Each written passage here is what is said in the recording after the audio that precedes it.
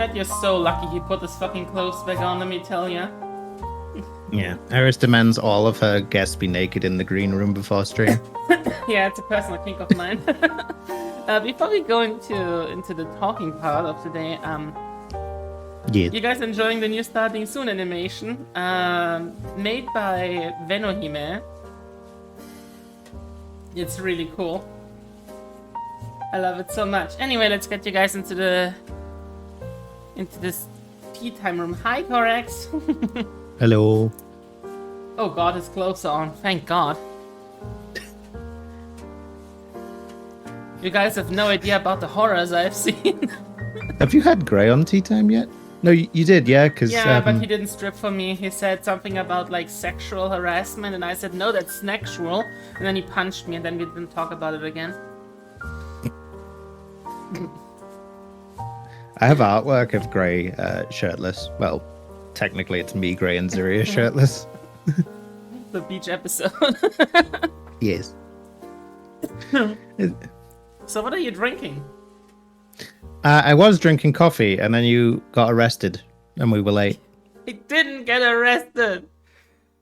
I was at the store, and apparently they had a bunch of people stealing already today. Like the girl at the counter just said, like, "Hey, don't take this the wrong way, but we've had like people literally walk out with backpacks full of bottles. I have to check your bags." And I'm like, "Are you sure?" It's like a really full bag, and there's like 2 bags, and I was at 4 different stores, and there's a million receipts in that bag that I never take out. It will take a while for you to check everything. And she was like, "Yeah, I have to. It was boss's orders." And so we stood there for 15 minutes as she went through them. So I have the bad habit of throwing my receipts into my... I have like this trolley, right? Yes. So I take the receipt, I throw it into the trolley with the groceries, and then never take them out. So there's just a layer of receipts at the bottom that I never take out. I clean it like every few months. So she had to go through like 40 different receipts until she found the ones from today. And then check all my groceries to make sure I didn't steal from them. Do they not have the little beepers on the doors that make a noise if you haven't paid for something? But it's still easy to trick them just by having a layer of metal in your bag. Also, that stuff ironically doesn't work for things that are not tagged with those secure strips. So that's mostly alcohol, etc. that's tagged like that. Yeah, but alcohol, you need to get a staff member to take the security tag off the bottle anyway. No, not in Germany. Almost nothing in Germany, at least not where I live, has those security caps on them. Really? Yeah. I'm just googling this, hang on. What? What did he say? I didn't hear it, I was sneezing. I'm googling to see why you don't get security tabs. I think they exist, but not in the normal grocery stores. Like, maybe it's because I live in Britain, land of the alcoholics. And thieves. We've never stolen anything. Yeah, as I said, it's not that big of a deal here in Germany. Yeah, I've never I seen sent those you a security picture of all tags, the security caps. Even when I worked at the beverage store, we didn't have those on the bottles. So we used to use the one in the bottom right, but then people started breaking them, so now we switched to the ones in the top right. And yes, I said, never seen them anywhere in Germany.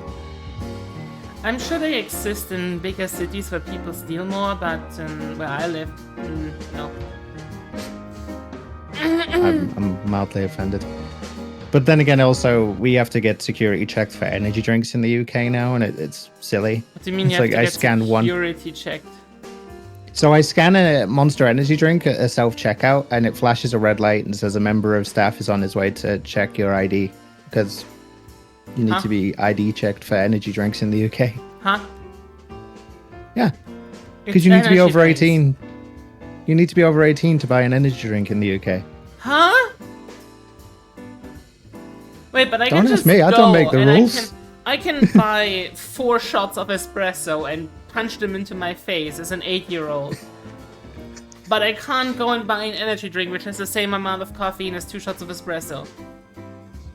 Look, I don't make the rules. I just live by them.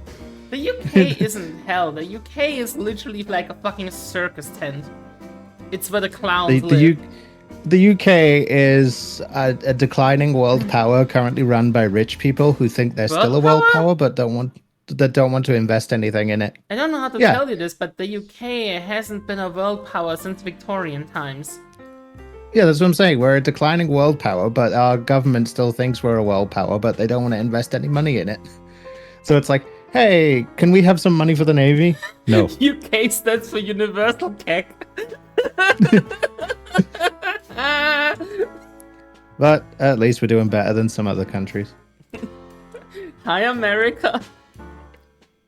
Oh, America has spent all their money on their military. I mean... Hello, $30,000 Air Force mug. I just find it really ridiculous when they put up when they were like, the Air Force shouldn't pay for trans people, or like, what was it? The Army shouldn't pay for trans people's genital operations. Even though it's covered by by the veterans healthcare. And then they looked at the actual statistics and it was like they pay like, I think, 100,000 for trans-related issues a year, but they pay like over 5 million for Viagra every year. What? Why does the Army need Viagra? Oh, you know. Those those villages in Vietnam don't rape themselves. Oh no. Too soon? Ah, yes. Welcome to the Army. Here's your Army ration kit. Yeah, you'll see there's a couple of MREs, a couple of spare bullets, grenade, and a little bottle full of blue pills, just in case. So, enhanced interrogation. No. Apparently, if you are like an officer or like a higher rank at the military-industrial complex in America, when you retire, your health care and everything that goes via it is very generous and still connected to the military-industrial complex. So somehow they are paying for the Viagra for those people, which is fine in my opinion. I'm not saying stop giving old man boners. That's not what I'm saying. I'm saying maybe don't complain about like $100,000 for trans healthcare a year when you spend 5 million on Viagra. I wonder why my frame was a bit blurry. Stands for dick function. And then I realized that the output of OBS Ninja is 720p for some reason. The output of OBS Ninja is 720p for some reason. Oh yeah, it always is. Terrible. That's why you look so much worse than my model. Yeah, I'll have to invest in the collab add-on for Live 2D. It's really helpful. Yeah. Anyway, how did we get on that? Ah yes, the UK is a declining world power. Yes. But it's okay. We have good children now in the form of Canada and Australia who will come and defend us if we get in trouble. You already believe that they care, do you? Unlike the other child that we shall not name, that betrayed us and went through a rebellious phase and threw all our gifts in the harbour and sent us a very nasty letter in 1776. Look, every child goes through its troubles. Also, can we talk about the fact that Coffee didn't realize 1776 was an important date for America?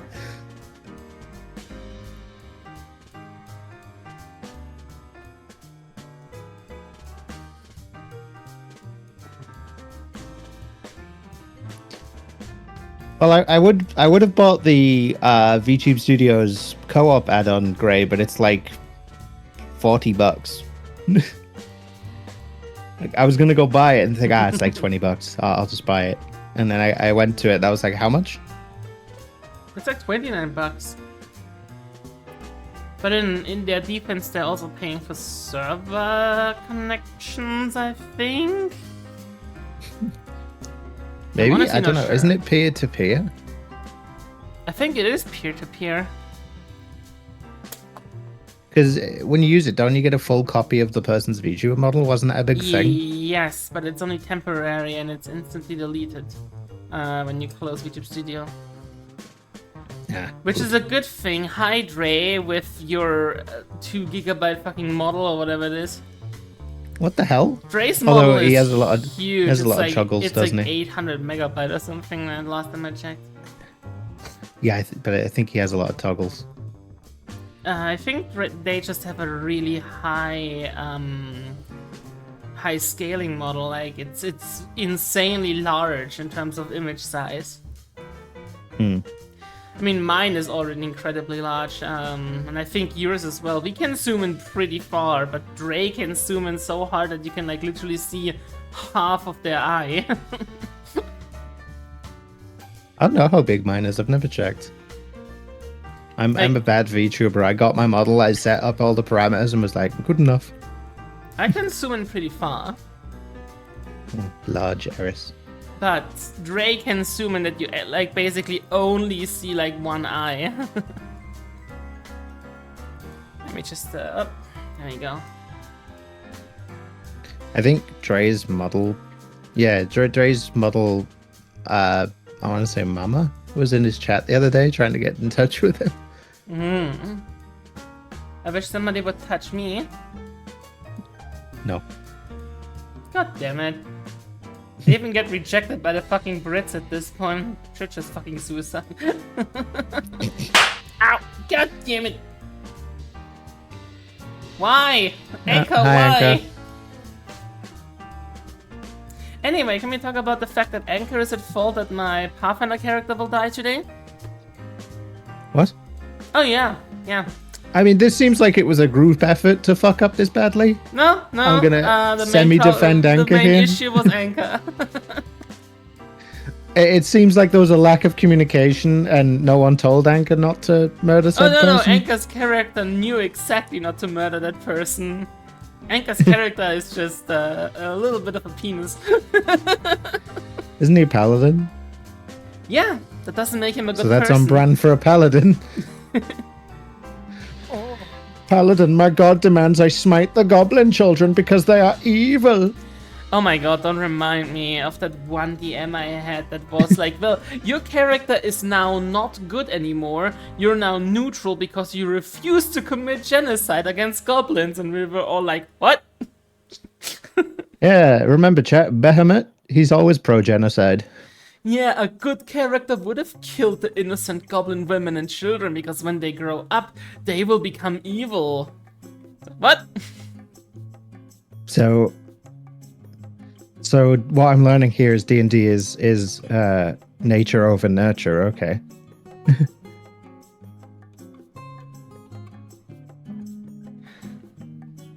What? Nature over nurture. So it's a theory that some things are born evil, and then there's another theory that nothing is born evil, and it's all based on your environment. So you could take a mind flayer, and if you raised it correctly, it would become a good person. That's nurture over nature. Yeah, I hate that. I really hate that. Like, I do not believe that there is any way, shape, or form that you can excuse this baseline. Like, it is a racist idea. I mean, it is the same baseline logic as, oh, all black people are insert racial stereotype here. All Asian people are insert racial stereotype here. Because they're just born that way. It's the same thing. Yeah, it's stupid.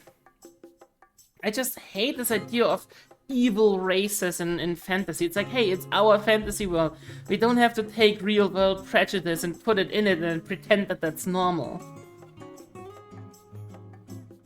No, it's like I played a female drow for years that was neutral good, and the DM would constantly have people like calling me out, going, "Oh, you're a drow," and it's like at this point I'm well enough known that people should know my face. and should not just see my face and go, oh, drow, evil. I mean, there is an argument to be made for a societal marker on certain people, like how if your drow happens to be born and raised in the Underdark, that they live in a matriarchy and probably don't have a high opinion of males. Like, that's fine. Oh yeah, I heard that stereotype too. That's not a stereotype, that's a societal thing. Like, that is like, this society just functions that way. That is not the same as all goblins are evil by birth, you know? That's not the same. There's a difference between Lolthsworn drow are evil and drow are evil. Like, there's a big my difference character's there. entire reason for not being in the Underdark was that she was born with the mark of the Raven Queen, and everyone was like, ugh, terrible. Yeah, that makes sense. Then you didn't grow up in the... Thank you for that, pets. Then you didn't grow up in the cult of Lolth, and you didn't grow up in a matriarchy, so you will have entirely different values than that. That makes complete sense.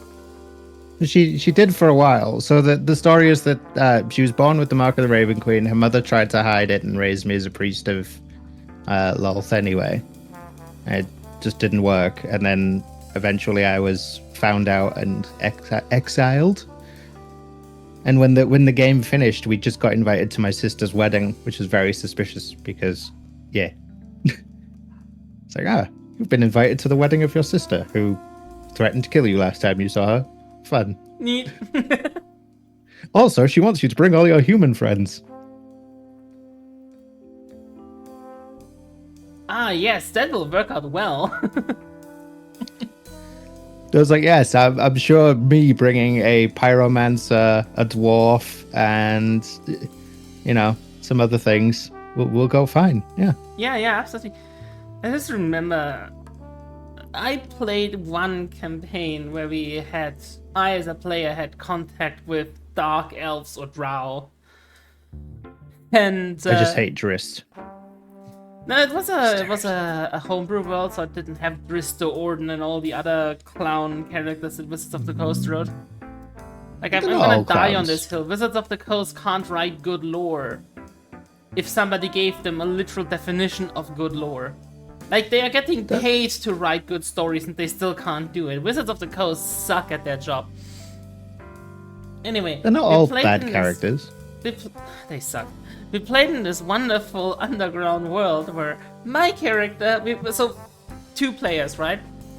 Male paladin, big dude called Bolvar, strong as shit, somewhat deceptively smart. He was like the type of dude who had some brains but no knowledge, right? So he was like somewhat wise, completely empty of knowledge.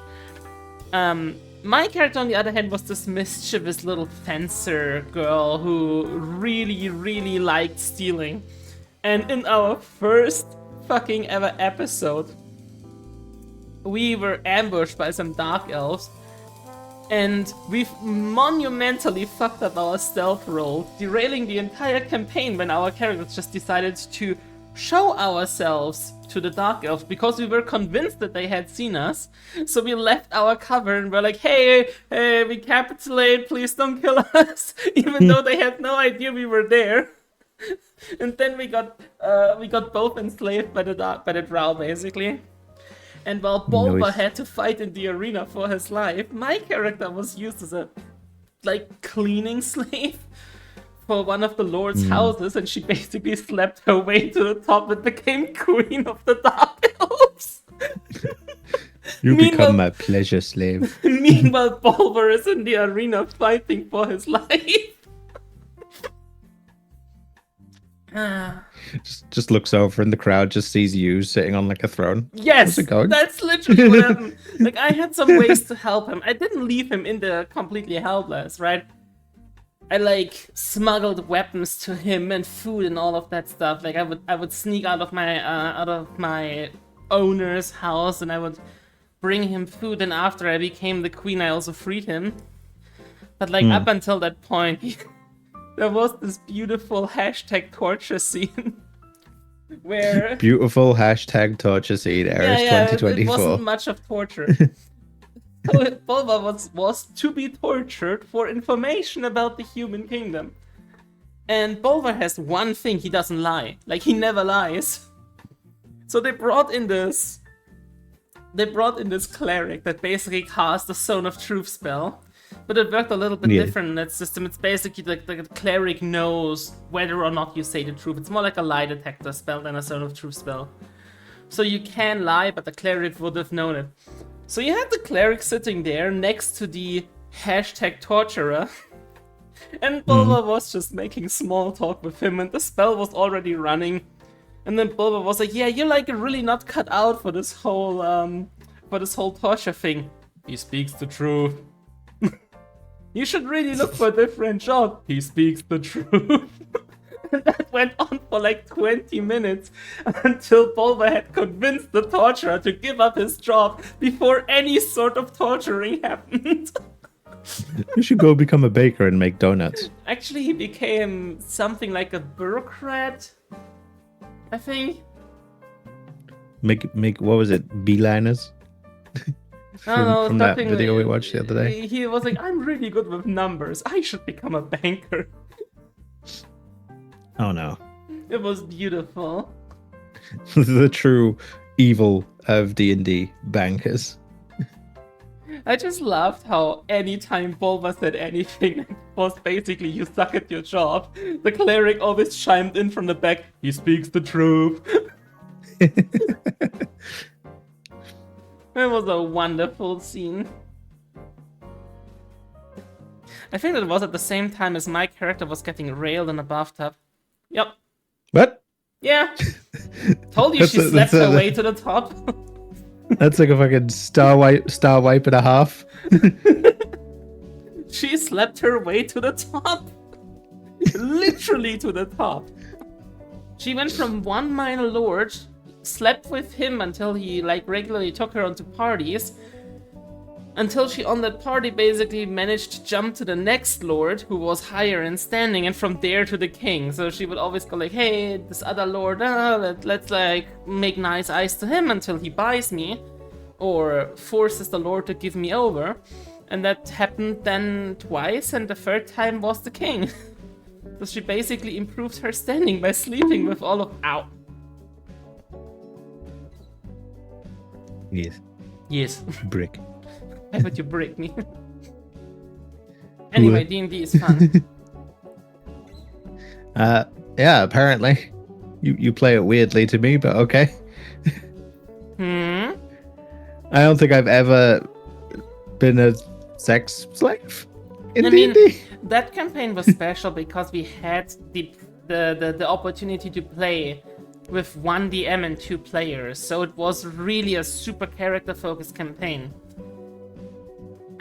So you can do stuff like that, where it isn't out of context, where it makes sense. Because there isn't 4 other players that also want to have their turn, right? If I was Anchor, I'd be very worried about your Pathfinder campaign now. Hmm? If I was Anchor, I'd be playing very together worried. for like over a year at this point, I think. It's gonna end up oiled up and in a gimp suit somehow. My next character is gonna be... I already made it on stream, but I remade her as an alchemist because I didn't like her having magic. But I'm gonna play a... If my current character dies, which... Let's be real here, there's like a 99% chance she dies. You're gonna play the Bride of Chucky. No, I'm gonna play a character who is basically a mechanized automaton. Her name is... Oh god, where did I put it? It's Autonomous Robotic Medical Assistant. Number 77. Also known as Arma. Autonomous Robotic Medical Assistant, Arma. And she is like this porcelain-looking, basically alchemical chirurgeon. Yeah, she's like a mechanical doctor who helped this former scholar. I told you it's Betamax. No, it's not Betamax. It is. Unlike Betamax, It's Arma is Betamax. gonna be useful in a fight. Have you not seen Big Hero 6? I have not seen a single minute of that video. All I know about Big Hero 6 is that the internet gooned over the mom. I mean, it was very much Pixar mom TM, you know. Someone at Pixar gets the job of drawing the mothers, and it's like, don't make it too sexy. Okay, big hips, fat ass. I think it might be Honey. I'm gonna be real here. Because if Honey does one thing, it's draw characters with wide hips. Yeah, Oriana is definitely an influencer, Gray, because kind of like Oriana, Arma has like half a personality. She like has almost a personality, but she isn't quite there. I'm going for the same Uncanny Valley-esque feeling of personality, you know? I only know a handful of League characters, and none of them are good. Like Poppy, Blitzcrank, Cho'Gath, V. Cho'Gath. I know it. His name is Cho'Gath, not Cho'Gath. I just know he's a dick with a billion health who won't die. That's many characters in League nowadays. That's like also Ornn and Set and... I tried to play League Sion. just before Smite came out, and then I switched over to Smite and played Smite a lot, but... Yeah, okay, but Smite the shit. But I'm not playing Smite 2 because they haven't put either of my mains in. It's like, hey, you want to play Smite 2? Yeah. I'm just Medusa's really not salty. in it. Okay, then. I'm just really salty at this point because I can't play League anymore because they just randomly decided to put in this super intrusive anti-cheat that I won't install.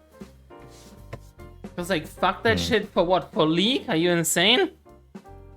There's alternatives to League. Like, you could play Heroes of the Storm or Dota. Let me try something. I used to play Heroes of New Earth way back when. I don't even think Heroes of New Earth is still going anymore. It might be dead. I'm not sure about that, honestly. Gray's been playing a Smite-esque, League of Legends-esque MOBA on stream the last couple of streams, I think. I'm not sure which one you mean, honestly. I can't remember the name of it, but it looks relatively interesting if you're into MOBAs. MOBAs make me want to jump off a cliff, so I tend not to go near them. I have no issue with MOBAs, honestly. Please don't call it Smite-like. Well, what is it then if it's not? It's the same camera angle. Smite-like.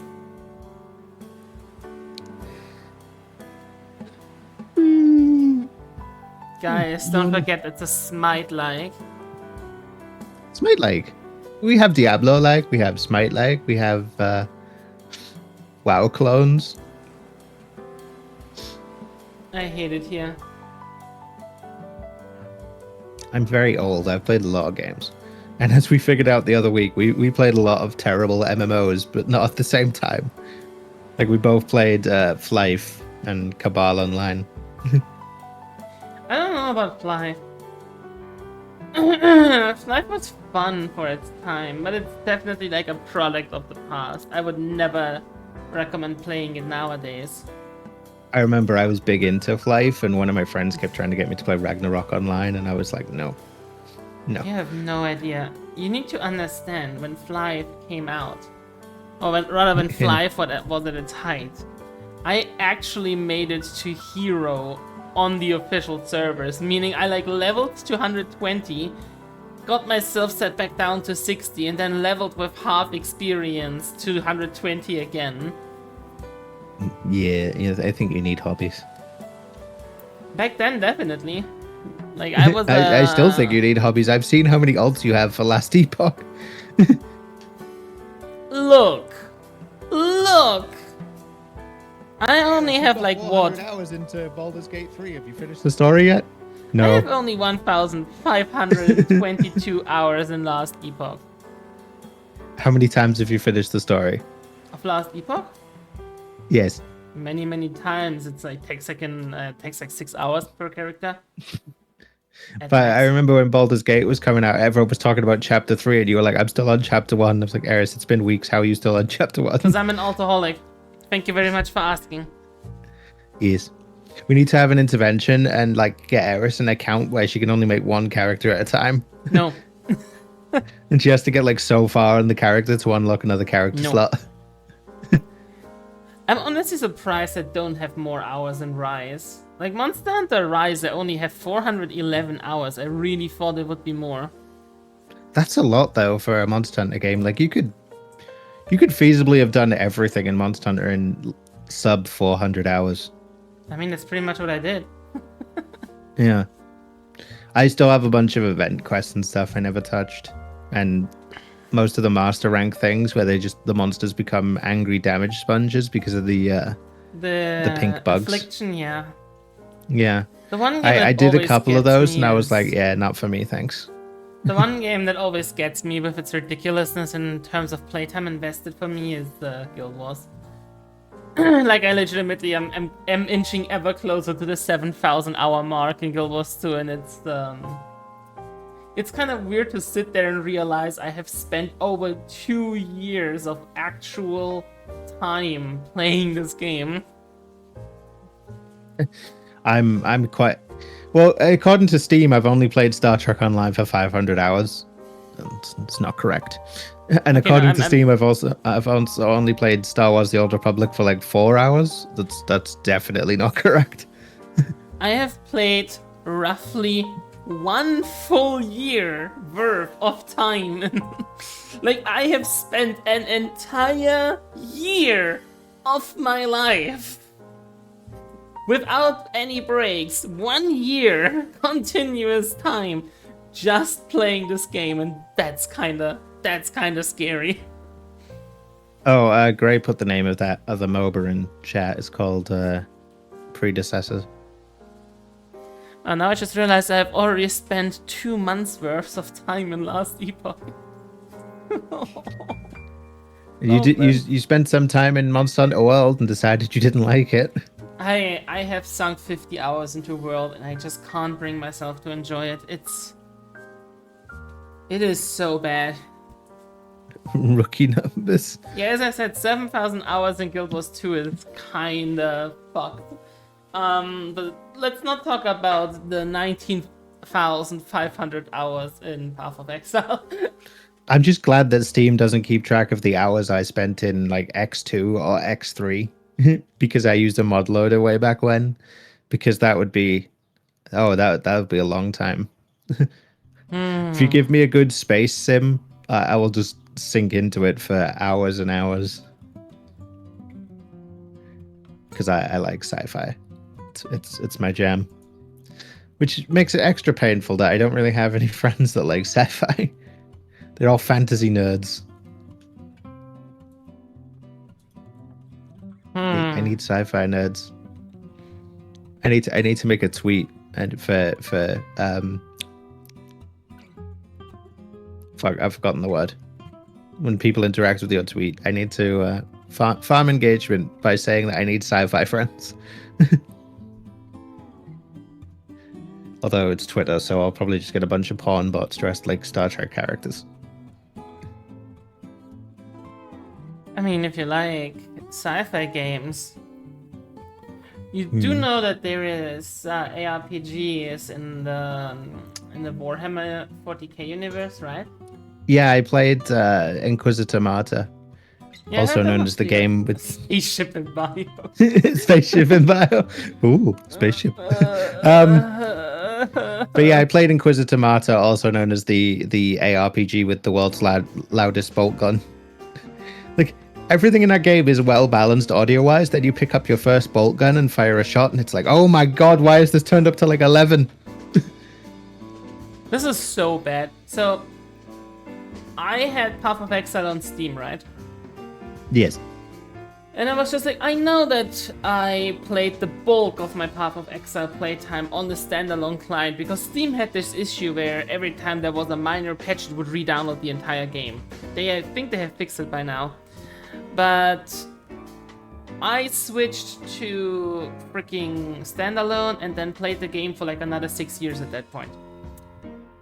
So after 1 year of 2 years of playing Path of Exile on Steam, plus another 6 years following off stream. On Steam alone, I have 3,000 hours. I shit you now, 2,945 hours. I was going to play I that played game. another 6 years. I was going to play that game, but as I was going to play it, one of my friends was like, don't bother it. It'll steal all your money. And I was like, fair enough. I don't think that Path of Exile steals your money. I think that Path of Exile has a bad habit of creating a problem and then selling you the solution. Like, swamping you with loot you don't really, like, you want to hang on to, but don't have space for, so they give you a ton, so they sell you stash tabs. And then it's like, hey, here is a ton of, like, here's like a ton of specialized loot. There's like fragments, and then there is like the whole delve stuff, and here are compasses and scarabs and maps and chisels and all of that shit, and like 10 million types of currency. So they sell you a premium stash tab for every one of those solutions. Trading is hell, so they sell you premium stashes that allow you to utilize the API for trading. They create the problem and then sell you the solution, and that's just really bad form in my opinion. For me, it hit the height. I actually can pinpoint when I left the game. Like, I can legitimately pinpoint it by my Reddit account because I made a quite semi-famous post on the Path of Exile subreddit about leaving. It was called, this is not the same GGG I bought supporter packs from. Yeah, carpal tunnel syndrome was another problem. Just buy a trackball mouse. I made the Reddit thread, these tabs and the way the situation is being handled is making me sad. That was 4 years ago. They introduced the Blight, Metamorph, and Delirium tabs, which all of them basically had different orbs and stuff that should have been put into already existing special tabs. But instead they made extra tabs and sold them to the player base at $10 each. And I was just like, this is ridiculous. And this came half a year after the lead developer of GGG, Chris Wilson, literally said, we're not gonna make you buy a ton of new tabs every year. And then half a year later, that went straight out the window. And that was the point where I was like, that was a lie. Yeah, like literally. And I was like, yeah, Chris has lied to us, and it hurts, and I trusted him, and I trusted the developers, and that's why I bought supporter packs, because I believed in them. And then they turned around and yeah, fucked us all over. And I was like, yeah, you know what, I'm done. I could go on such a big rant about just developers and movie and TV executives and how they have just constantly fucked up for like the past 2.5 to 3 years, maybe. It's like, not just them. Every time I read about like a studio mandate or a suggestion from a higher up somewhere, I'm just like, oh, fuck off. Let's be real here. Go sit in your office and make money. Executives are literally driving the enshittification of everything. Like, they are making everything worse to squeeze the last bit of profit out of it. Because the capitalist system is literally collapsing. Like, if you as a company don't double your profit, you literally lose value as a company. So you have to make your profits go higher. Like, even if you still make $1 million, or even if you as a company still make $1 billion a day.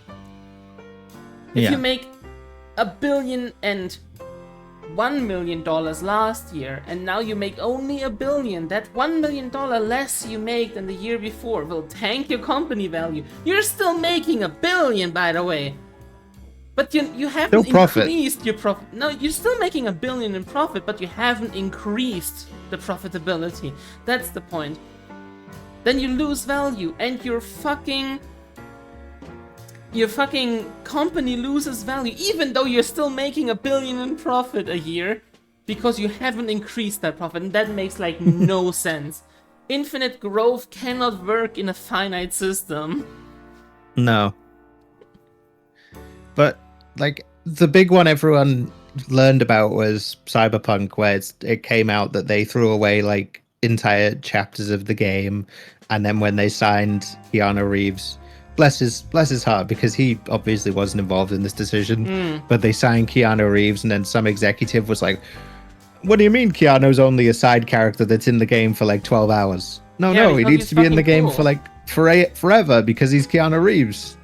It's like, what? Look, I like Johnny Silverhand. I think the story we got out of Cyberpunk 2077 is great, but it's not because of the executive decision, it's despite the executive decision. Yeah. Like, the thing they gave us as DLC in Phantom Liberty, Dogtown, was originally supposed to be in the base game and was cut. You know what I want?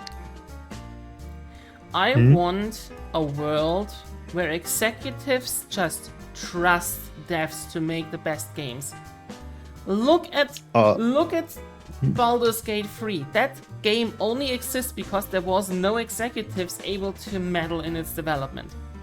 I mean, look what happened to Helldivers. One executive comes to Helldivers and goes, "Hey, we're going to make PSN accounts mandatory. This will be fine. Your game's doing gangbusters." And then instantly, oh no. Oh no, why Steam reviews going down? By the way, they started to add Helldivers back in to some of the countries. Not all of them. But the key point is the Pope can now play Helldivers 2 again. Yeah. I personally like to think that the Pope plays Helldivers. I just look at the whole Sony situation, and I'm just so sad about it, because it is a symptom of a wider issue. And the wider issue is that consumers are not being respected anymore. Because Sony don't care anymore, like executives don't care about the consumer's opinion anymore. The only thing they care about is money, and you as the consumer are not a valued consumer or customer of the product.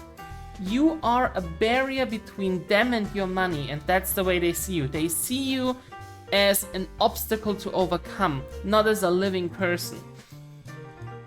Yeah, I saw that they added it. Sorry, I'm responding to someone in your chat. It's just such an industry problem, in my opinion, because it makes everything worse. And I'm at the point where I'm not going to buy any more AAA games. And I'm like legitimately considering not buying the next Monster Hunter because Capcom aren't doing any better. Yeah. I saw that they added the mandatory PSN. They do say it's for the only for the multiplayer of Ghost of Tsushima. So as long as you don't want to play multiplayer, you shouldn't need one, but it's Sony.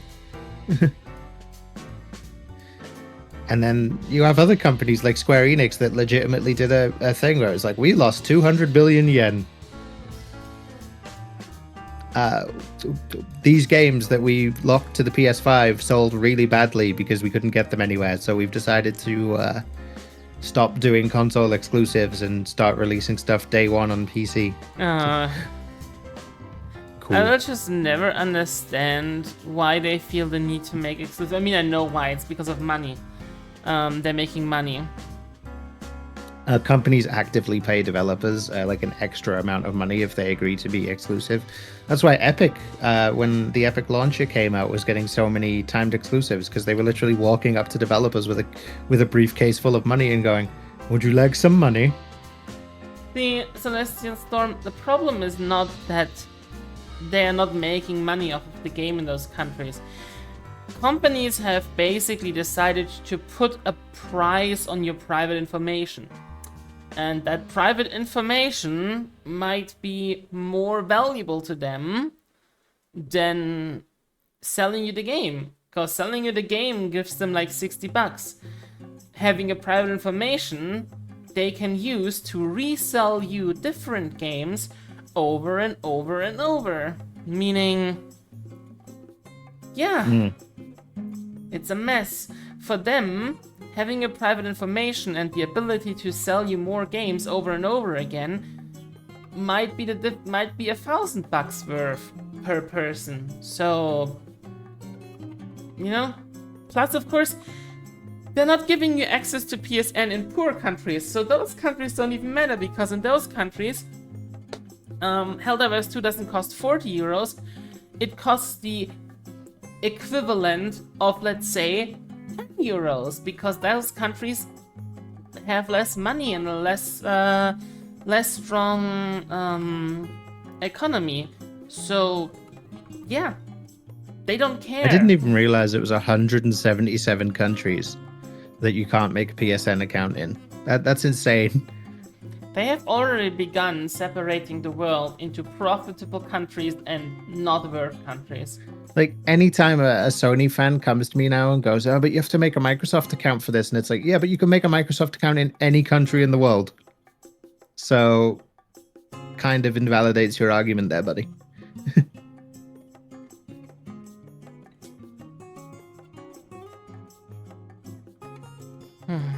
It's just weird.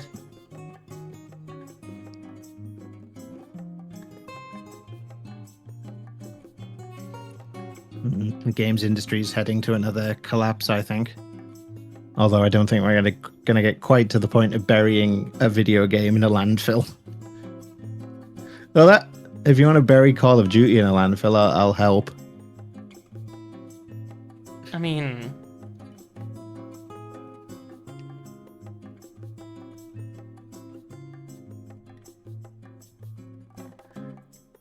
no, what was it? I think the last time I played Call of Duty was... You get to kill Call of Duty, but I get to drive my spear into the rotten corpse that is World of Warcraft. Deal? World of Warcraft is never gonna die. It should have died years ago. Well, like 8, 9 expansions in, and the poor engine is like collapsing under its own weight. And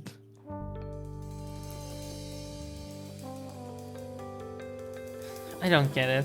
I don't get why people still waste money on World of Warcraft or Final Fantasy for that matter. I mean, Final Fantasy XIV is a different thing entirely to World of Warcraft. I think a lot of World of Warcraft subs are very nostalgia. Yeah, I can't imagine. Well, I didn't get super up better deep. than Final Fantasy XIV's, man. I mean, that's not really hard. Both are running like shit, but like, if you compare a marathon race between two asthma patients, the one who sounds like a train engine is still better off than the one sounding like a dying squirrel. They are both sounding like shit, by the way. I mean, there's also the fact that Yoshi P is making the Final Fantasy XIV engine do things it was never designed for. The man went back and was like, I hate the grass in this game. We're going to spend an entire year making the grass better. Look, I'm gonna give Final Fantasy XIV credit where it's due. Its encounter design is fucking top-notch. Flat out the best on the market. There is no MMORPG with encounter design as absolutely brilliant as Final Fantasy XIV, but everything around that is just absolute garbage, and I hate that people do not understand how much money they're wasting. It is insane that Square Enix has the gall to ask for a fucking $15 a month subscription for this game. I would have no issue with Final Fantasy XIV existing as a buy-to-play title, but $15 a month! I mean, they do have a really impressive free trial. I know the free trial is a meme, but it is genuinely really impressive. I mean, I cancelled my free trial really quickly because they wouldn't let me be a bunny boy. But,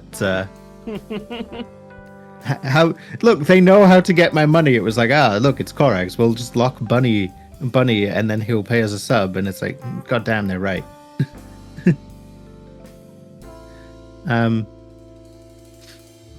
My problem with the whole paying for a sub situation is that people don't understand that it isn't just I'm paying a sub. It also means, and Just Drive Hayes has put this into a lot smarter words than I ever could, because A, English is his first language, and B, he knows a lot more about the thematic than me. But if you have a game that has a sub fee, right? that game's designers are incentivized to implement mechanics that make the player addicted and come back every day, so they keep playing and keep paying that sub. So there's a lot of incrementally, incredibly tiny moments of satisfaction in Final Fantasy XIV that just constantly shoot your brain up like a drug addicted person. Like it's like you get micro dosages of fucking cocaine, basically. You're sitting there and there is here a tiny progress, here a tiny endorphin, here a tiny endorphin. But if you actually look at it from a step back, all these systems don't really reward you. There is no tangible moving forward towards an actual goal. You just have tiny moments of this addicting feeling of success. And as I said, because there is a sub fee, they have a huge interest in making you come back. So these systems are incredibly predatory. It starts with the gear spiral and it ends with tiny stuff like, hey, look, we have the golden saucer. If you go here and you gamble here every day, in 4 months you might have enough points to buy this huge thing. But every day you get the nice feeling of, I just made 200 points. Now I only need insert amount until I get my thing. And Final Fantasy XIV is full of those situations. Yeah. And I really hate when the game constantly dangles the proverbial carrot in front of my face. I don't like that. And it's a huge difference, and I know I'm harping on about how great Guild Wars 2 is all the time, but there is a tangible difference in feeling of progression between Final Fantasy XIV and Guild Wars 2. Because in Final Fantasy XIV there is no real big steps towards progression, while in Guild Wars 2 I can go like, hey, I made a 10th of a legendary today. I have a tangible reward that will then be forever good on my account. There is no gear spiral that devalues the reward I just got. Yeah, welcome chat to Eris Shills for Guild Wars for the 7,000th Guild Wars 2 daily time. logins don't exist anymore. Haven't existed for over 2 years now. There is no daily login reward. They removed and reworked the entire system a while ago. It's so weird to me that Guild Wars just gave up on the raid scene for an MMO. That's wild. But Graf, as I said, it's not just the gambling thing. It's every system in Final Fantasy XIV is incrementally designed to make you come back. It's the basic... Yeah, the daily login thing is literally in the... Whereas the Astral Acclaim thing is not the same, because none of the rewards in the Astral Acclaim and the Astral situation is ever going to go away. Like, there is no FOMO connected to that entire system, so it's literally not the same. You're not missing out if you don't log in. You're just delaying your progress, so... I can name 2 really good free-to-play MMOs, but Eris will yell at me. If you say SWTOR and fucking Star Trek Online, I'm just going to put you off stream. They're both good. But anyway, as I wanted to say, Graf, it's not just, okay, Final Fantasy XIV has a gambling system. No, that's not the problem. My problem is that every system in Final Fantasy XIV is to some degree built to make you come back. Yeah. Because every expansion introduces a new system that has a completely arbitrary point value, where you have to keep doing the same content over and over to accumulate enough points to eventually get the reward you actually want. I mean, WoW used to be terrible for that. I mean, I left just before Cataclysm came out, but I remember starting the Burning Crusades with my vanilla account and just picking up a random pair of green pants that was like twice as good as my end game raid gear from vanilla, and then they did it again with like Wrath of the Lich King, and like I said, I left after I left shortly before Crusades came out. But World of Warcraft does the same thing, by the way. Yeah. Like, you wanna make some tea? Sorry, Celeste, that's how it works. Although, Let's say that. Let's make that. Celestial Storm wants to take a break, so let's take a 2-minute break and make ourselves some tea, Corax. What do you think? I have coffee. Well, I don't. So let's just make some tea really quick, just for Celestial Storm. So let's just take a break here. I'll be right back. She's gone. We can now talk about other MMOs that aren't Guild Wars 2.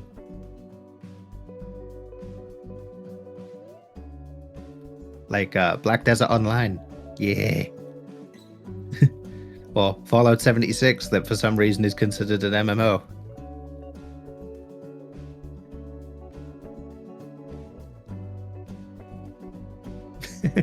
Hey Gray, you want to play Fallout 76 later?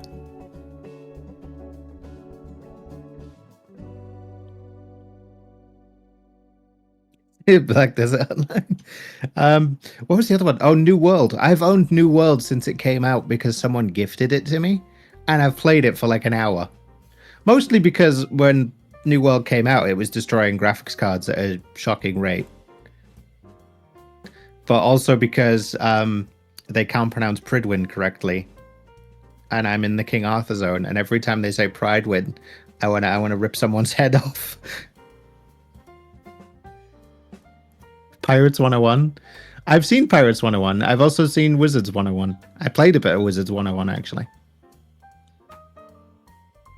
It's a very wholesome Christian wizard game. How about the... I still can't believe they put millions into developing a sequel to, like, was it EverQuest? And then just straight up cancelled it? And who's excited for, shit, what's it called? Star Citizen in, like, 2077 when it comes out?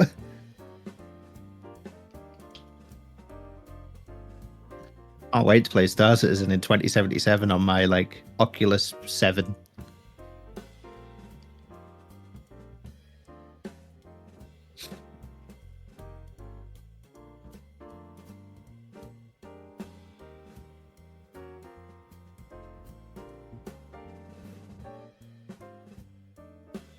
It'll be hitting the retirement homes. Yeah, no, people will be sat in their retirement homes. They'll just get an email. Hey, that game you invested in years ago is finally released.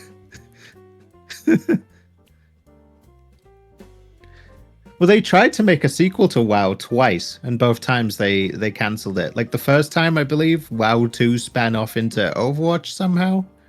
I still want to see how that pipeline works.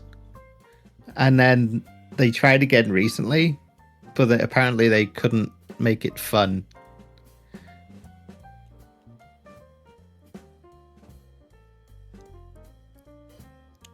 I thought that was the whole thing, Myers, was they were making Warcraft 2 and... World of Warcraft 2, sorry, not Warcraft 2. Warcraft 2 is an actual different game. They were making World of Warcraft 2, and it somehow span off into Overwatch. Overwatch, you are so dead. I am so sad. Okay, I'm back. I have my tea. I just assume that Star Citizen, or whatever her name was, Celestial Storm also has some tea now, so I think we can continue the stream. Seek fluid intake. I just made myself some tea. It's still hot. I physically cannot drink right now, Truth Seeker. I'm sorry. Do you not have liquid?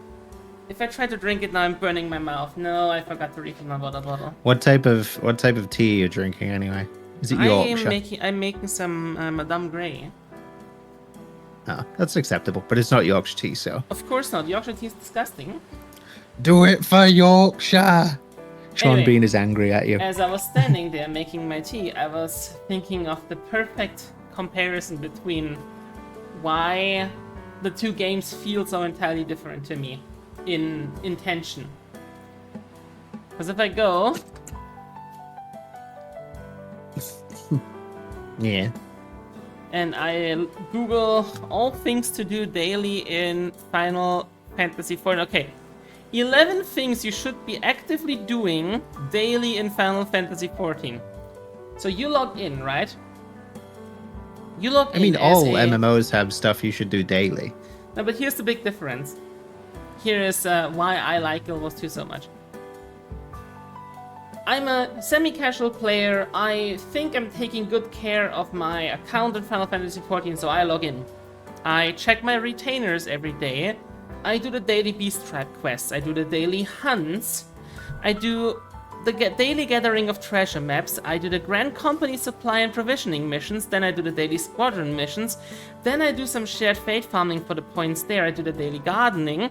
Then I do the Wondrous Tales journals. I do the mini cactpot at the Golden Saucer every day. And then I do the daily dungeon roulettes. I haven't entered raids yet. I haven't done any endgame content. I just spent 2 hours doing all the different daily things in Final Fantasy XIV, right? All of those systems have different points. Once I have accumulated enough points in one system, I can buy something cool. But all of those have different point systems, okay? Here's how it looks like when I log into Guild Wars. Everything in Guild Wars has the same end goal. Gold. That might sound super simplistic, but everything in Guild Wars runs on... Put your clothes on, you slag. Everything in Guild Wars runs on money. It's just everything gives pure gold value. Gold value is great. It means that whatever you do, you make gold. Which you then can use for other things. It's simplistic on one hand. On the other hand, they have actively taken currencies out of the game. So it's less varied. Which means I can do whatever I want in Guild Wars and still make progress on my account. If I don't want to do fractals that day, I don't do fractals. If I want to do strikes, I do strikes. If I want to do raids, I do raids. All of that progresses the same thing. So, my opinion on dailies is... I don't feel forced to log into the game every day to do the same 8 activities before I actually start playing the game. I don't mind dailies as long as they're not designed to take like an entire day. That was my big issue with Genshin sometimes, was you'd log into Genshin, it'd be like, here's your dailies. And your Genshin dailies would take forever. There was another MMO I used to... So SWTOR, before they changed it, the Old Republic. The Old Republic dailies would take like 6 or 7 hours if you wanted to do all of them. Oh God, I hate it. They recently changed it. It's one of the reasons I like Star Trek Online, right? My dailies on Star Trek Online, I get 4 random quests. I also have reroll tokens, so if I don't like one of the dailies it gave me, I can spend a token and it'll give me another daily. The dailies are weird. If I get a good daily if I get a good set of 4 dailies in Star Trek Online, it can take me about an hour. And then I can get on with my life. That is how a daily should work. It should be something you log into, takes about an hour or 2, and then you can get on with your day. I absolutely hate games where it's like, do your dailies. It will take you all day. I like that in Guild Wars the dailies are kind of weird. I'm gonna be real. The system is a good idea. I just wish they would flesh it out a bit more. Because as it works in Guild Wars 2 is that the dailies that you need to do 3 out of 4 dailies. It's actually 4 out of 5, but one of them is always, hey, you logged in, good job. So it's actually you turned the game on. Clap, yeah, clap, clap. You logged in, you're a good boy. So you sit there and you open the list and it says 4 things. You have to do 3 out of them, minimum. You can do the 4th if you feel funky. And it's always stuff like, oh, do a combo in combat, or do a dodge roll, or go out and gather materials 25 times. And it's like, yeah, this happens during normal gameplay anyways. So I don't really have to pay. If I want to focus on it, I'm done in 2 minutes. Or I could just play the game and do them in like an hour while playing the game naturally. It's like, yeah, cool, I did it. It's a good idea. It's not enough variety in my opinion, because it very often repeats. And I just wish there was more different things to do to mix it up that isn't still in the same vein, because I like this idea of you can feasibly do your dailies without paying attention to them, you know? It's more interesting in the weekly system, because the weekly system gives you like direct things to do, like, hey, during this week go and do this meta event on that map. And that's really cool because it takes meta events that normally aren't done and revitalizes them for a week, you know? It's a really cool system. Yeah. Chat is defending Final Fantasy. I will say, there are some things Final Fantasy... there are some things Final Fantasy XIV does well, like the fact that they admitted, hey, some of our dungeons are empty, so we're just going to let you take like AI buddies into them and do them that way. See, but that's great. I love when MMOs do that. They're not solving this. They're not actually providing a solution, because Guild Wars 2 had the same issue. Hey, some dungeons aren't played. The solution in Guild Wars 2 was, we're gonna make every content give the same loot.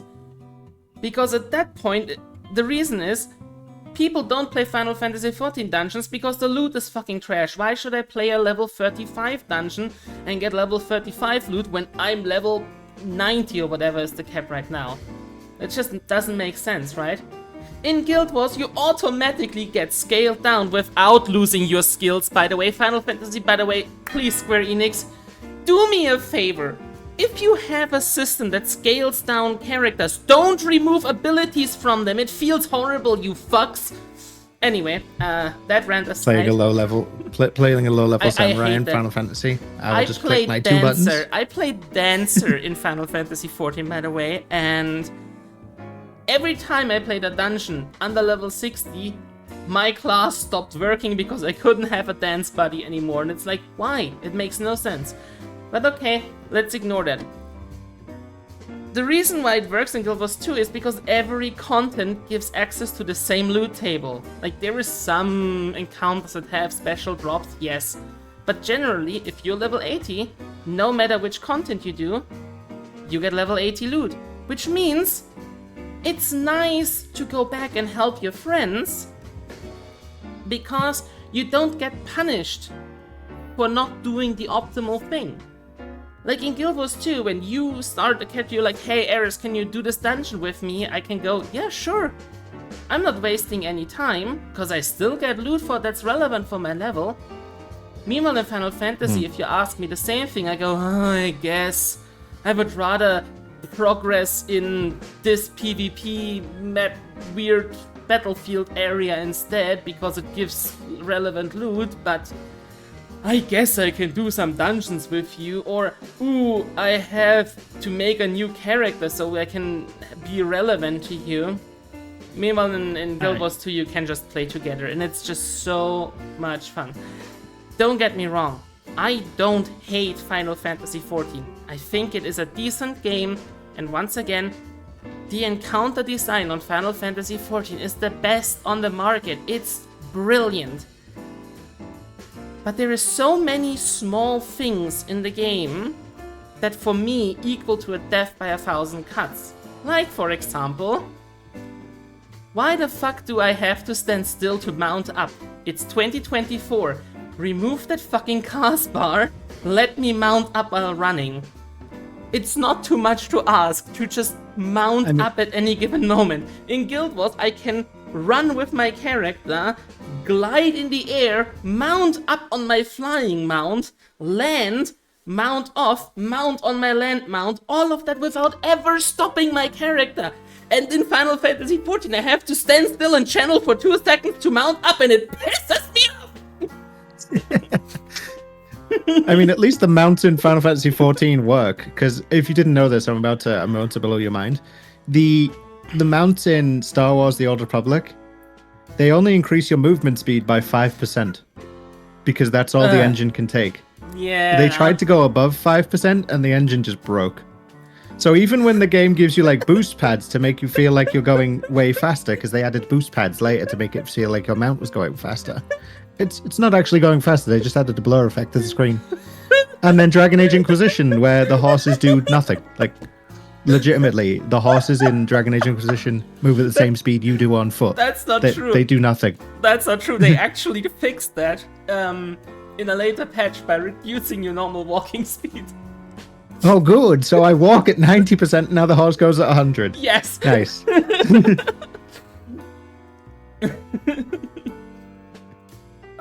Look, I'ma just say it. I'm spoiled, okay? I'm gonna say it flat out. I'm spoiled. I cannot enjoy many MMOs because Guild Wars 2 does so many small things that add up to something great. Like you should play Black Desert. Everything being voice acted, or mounting up being fluid, or the movement in Guild Wars 2 just being fucking incredible, or the ability to glide, or changing builds on the fly, or having 4 different subclasses on one character, or having everything be account-based. It all adds up to a great experience. And when I then play a different MMO, I sit there and I'm like, oh, this isn't account-based. Why is this not account-based? Or why am I clicking through a million text boxes? Why is this not voice-acted? Or why is this cutscene so long and says nothing? Why does it not just happen in the game world? Or why is my account bank not shared between my characters? It's just... I am so spoiled by Guild Wars 2 just trying its best to be the best game possible, that when another game has some small flaws that on their own aren't a big thing, for me it adds up to a big ball of discontent. And that's my issue with Final Fantasy XIV. And that's my issue why I'm saying Final Fantasy XIV doesn't deserve to charge a sub fee, because it would be a perfectly serviceable game. It's just not worth paying a monthly sub for. I mean, it does technically have a cash shop in the Mog Station. That's the thing I don't get. Technically. The Mog Station confuses my brain. Yeah, but that's it's like, the thing, why do I have to Gray. go to a separate website to buy something? Why can't this just open That's in-game? the thing, Gray. Guild Wars 2 has very little big flaws at this point. Yes, the core story is awful, and I agree with Mares. Don't just redo the end of the base campaign, just redo the entire core game, or just delete it. Honestly, it would be better to just delete the core. The core game story is so god-awful. Like, if you think A Realm Reborn is bad, play the Guild Wars 2 core story. It's also free, by the way. Guild Wars 2 core game is entirely free. Blah, blah, blah. Award-winning MMORPG Guild Wars 2 also has a free trial. Suck my nuts. Go out and play the core game. You will go back and you think, wow, A Realm Reborn was pretty fucking good. Yeah. I'm giving Guild Wars 2 Grey core game Vietnam is so flashbacks in your chat. Because I keep mentioning Black Desert. Do you know what made me stop playing Black Desert Online? It wasn't any of the weird systems. It was when I grouped up with my friend and the game literally went, you have a friend, so we're gonna cut your XP like massively because you have friends. How dare you have friends? And it's like, what? I've never seen an MMO actively punish me for having friends. No, I remember one. Nos Tale did that, where they reduced your experience gain while in a group. Yeah, so Because when they you were were in a like, group yeah, in Black you Desert... you kill more monsters, so obviously you're gonna get less experience, so it's balanced, right? And then I was talking while you were making tea about New World and how I've owned New World since launch and only played it for like 5 hours because... But I made the mistake. I'm in the Arthurian zone, and as a big Arthurian nerd, I'm like, if he says Pride win one more time, I'm gonna invade Poland. Oh yeah, you know, the Fallout airship called Pridewind. You guys need to understand. I was talking with Corax about Fallout 4 as I was playing it, and Corax was like, I hate Fallout 4 because they mispronounce Pridwin as Pridewin all the time. So I went and I played the game and I did the Brotherhood of Steel story just to experience how bad it actually was, and I realized they don't say Pridewin in the entire game, not even once. The ship is called Pridwin. Yeah, they get it right. It's New World that, you that does it. You specifically complained to me that you hated Fallout 4 because they mispronounce Pridwin all the time, and I played the entirety of Paladin the Dance. storyline. Paladin Dance used to say it wrong, and then they corrected it because everyone complained about it. Well, I assume everyone. I'm assuming Todd just got an angry letter at some point. I just love how you gaslighted yourself into thinking that Fallout 4 got it wrong. Renaming myself Pridwin? Pridewin? Oh god, I will ban you. Mares, we need you to stop. I should gift Gray a copy of New World, and then we can co-op New World and because apparently it's really fun. Prudwin. It's just don't worry.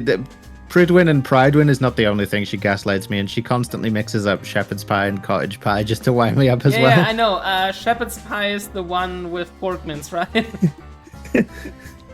Hate it. Actually, if you made one with pork, that would be weird. No, cottage pie is beef. Shepherd's pie is lamb. It's easy. See, none of that matters because it's British cuisine, so nobody cares. Talking about cooking, by the way, guys, tomorrow in the cooking stream we're gonna make tiramisu. Yes. That's it. That's the advertisement. Go watch my cooking stream tomorrow, 3 p.m. I've always said like my ideal girlfriend just knows how to make a really good tiramisu because I fucking love tiramisu. No.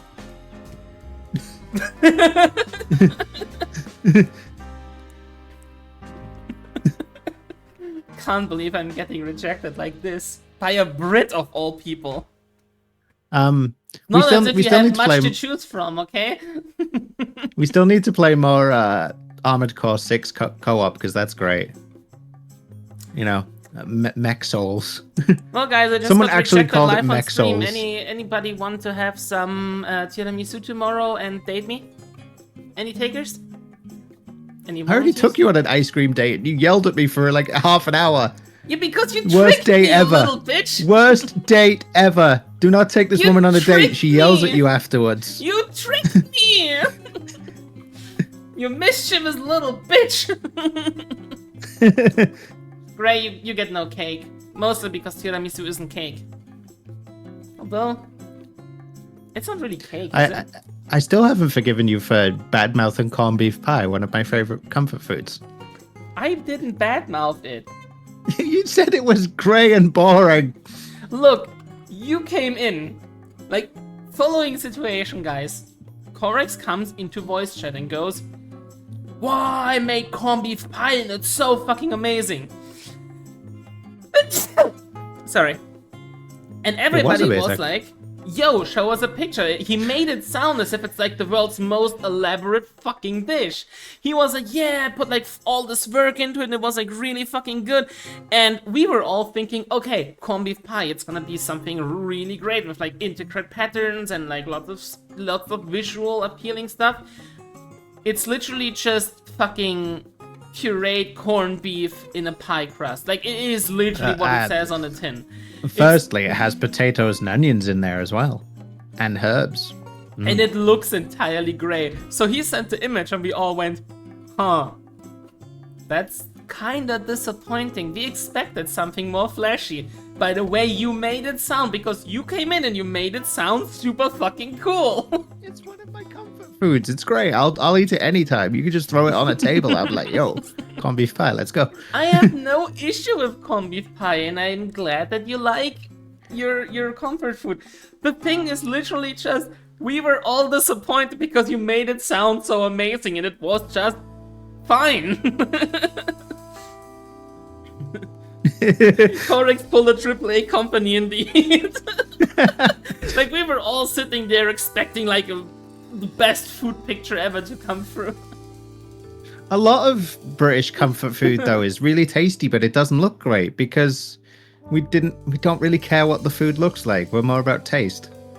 If you want good looking food, you go to France where they'll give you like micro carrots and, you know, one snail on a plate and go, yes, fine dining. The traitor, Corax, lied to us. Like, if you want food that looks good and tastes good, fine, go to like Spain or Italy or somewhere. But if you want food that tastes good, come here. My tiramisu is gonna look incomplete tomorrow. Why? Because I didn't buy cocoa powder. I didn't buy chocolate powder for the top, that's all. I mean, it doesn't do anything for the taste, so it's really not needed, but it's gonna... I'm gonna hate that it's gonna be lacking. And I don't have time... Did you get the lady fingers? I did get lady fingers. Savoyardi biscuits is what they're called, actually. They're called lady fingers. Savoyardi biscuits. They're lady fingers, it's a lazy Susan, it's tea, it's biscuit. Sorry, we made this language. Deal with it. Please get me out of here. Eris hates a lazy Susan, by the way. I had to educate her on what lazy Susan was. I hate the way that you call it a lazy Susan. Everybody else in the world is like, yeah, it's a spinning dish plate. It's a round. Look. It's a round rotating plate that you can put on the table. No one in the world looks at it and goes, "It's a lazy Susan in it." But now it's stuck in your brain though, and you know forever what a lazy Susan is. I wish I didn't. And next time you see one, you're gonna go, "Oh, lazy Susan." I wish I didn't. Thank you. Where the hell does Susan come from? I don't fucking know, mate. I have no idea where the wording of it comes from. I just know what it is. What was the other one we talked about recently that also had such a weird name? Spotted Dick. Spotted Dicks. Who the fuck looks at a fucking pastry and goes, yeah, let's call it a spotted penis? or a pudding, Spotted Dick is tasty. It is tasty. I have no issues with Spotted Dick existing, it's just it has a shit name. I mean, Germany probably has food that's got a stupid name, like Spitzi and Spargel. Spitzi? Spargel. Spargel is literally just a German word for asparagus. I know, but it's... You can even why not see just the use Latin asparagus? root word in there. As you see, asparagus, Spargel, it's literally the same word. Is it pineapple that you call ananas or something? Ananas. And English is the odd one out. What was wrong with pineapple? Every language in the world calls it ananas. Every language except English. In English, it's pineapple. English is the odd one out there, not German. or Germany, who decided to call bell peppers paprika. Paprika, that's because that's what they are called where they come from. English is Germany the odd has one a out racist again. chocolate? Had. Oh, you mean, you know the super dick ones? Yeah. So in Germany, those were called N-word kisses for the longest time. Germany, no. Yeah, Germany, no, indeed. By the way, you're got fix your Excel archival again. You're cutting out every now and then again. No, that was probably just because I was laughing. Anyway, they went in and we changed it to Schokoküsse, which is chocolate kisses now.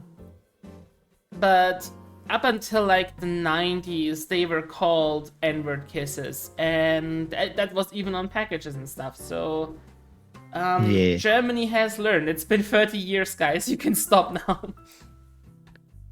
Well, isn't it? I think it's like Norway or Sweden has a candy called like spunk or something. I don't know. I know, we'd have to ask Anchor, and I think Anchor is like away somewhere. The one you're thinking of, Sir Grey, is the same one, but it was the other world. It was basically That's the Swedes. Straight translated, it would have Anchor been... blames everything on the Swedes. It would have been... This word isn't even racist, it's Moor, which was an old German word to refer to a black person that isn't negative connotations. Mohrenkopf just meant black person's head. And when they changed it from N-word kisses to chocolate kisses, they just did away with the other word as well. Not because it was racist, but because it was antiquated already. And nobody uses the word more anymore, because it's like, it's very old, very stunted, very inelegant. Before I visit Eris, I'm going to go to a German supermarket unsupervised and just buy a bunch of stuff and be like, hey Eris, I bought a bunch of stuff. Let's try it on stream. Hear me out. You just go with me and we can buy all the good snacks and avoid the bad ones. That's not as funny though. Like I won't get to turn up with like Coca-Cola and Coca-Cola is good though. Like I Dickmans. know people don't care for it much, but I have a soft spot for it. Like it is really just hard chocolate that's filled with caffeine. But there is I do the same German if I ever candies visit Grey in which Canada as well. shouldn't exist. Although Canada doesn't really have the weird candy debuff because I can read it unless I go to like French Canada. So I don't know what they're called. Food. So these are called Britzel UFOs. And they are basically two thin, you know, like the communion wafers? Yes. Okay, now imagine two communion wafers, but they are convex. And they are stuck to each other, and in the middle, they are filled with like a sugary sour powder. And they are called UFOs, or Britzel UFOs in German. And so they're like flying saucers? Jesus? Let me see, Jesus. Yeah, flying saucers, and I fucking hate those, and they're horrible, and I don't know who buys them. That's what they're called in the UK, by the way. They're called flying saucers. Like, if you Google flying saucers, you'll get a picture. Flying saucers candy. Let me see. Yeah, it's those. And I don't know who buys them, and I fucking hate them. I like sherbet, awful. But I don't like those. We used to do the licorice sherbet pencils as well, which was like a big piece of licorice, and it came with a tube that was full of powdered sugar. And you could dip the licorice in the powdered sugar. Yeah, it's basically the same thing, isn't it? Yeah. I don't like those things at all. So there's just some German sweets that are just so bad they shouldn't exist. Sherbet is delicious, but like for some reason the British love to put sherbet in just weird combos, and I'm like, please stop. Just give me the sherbet, please. What is the other... French Canada is mean and scary. Okay, so the powder that's inside of the flying saucers, right? You can buy it in just plastic sticks here in Germany, where you cut off the top and then just put it in your mouth. Oh, pixie sticks? Yeah, horrible. Who wants that? Yeah. Even as a kid, I was like, well, if I get that on Halloween, it's a fucking bad day.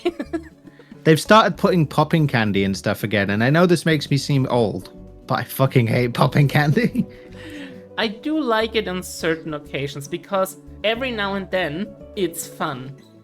But if it's for flavor, I don't give a shit. Like, popping candy tastes like nothing. Like, I got this new... So they had this new Cadbury's Wonka bar to celebrate the new Wonka movie, and I picked it up, and I was like, oh, this sounds interesting. It's got, like... It's chocolate. It's basically Rocky Road chocolate bar, right? Yeah. So I was like, this is interesting. And then I took a big bite out of it, because I was like, yeah. And then I got, like, 2 bites in, like, chewing it. And I was like, oh, fuck me, there's popping candy in this. Hey, Adrian. How you doing? You know, I like Pop Rocks, but it's not something I want A in everything and B every day. It really has to fit the occasion, doesn't it? I don't like the feel in my mouth. It's not a good mouth feel. No, thank you. Shut up, trans woman. Mouth feel, huh? I got some mouth feel for you. Put hand in your mouth. Anyway, I can prove I'm old because one of my favorite candies is just a Snickers bar. Oh, we have this thing in the UK called a Milky Bar. No, Gray, you're not wrong there. You're not wrong. I will fuck up a Milky Bar. I have to be in the mood for Pop Rocks. Like, if I want Pop Rocks and I get Pop Rocks, I'm insanely happy because they are objectively fun.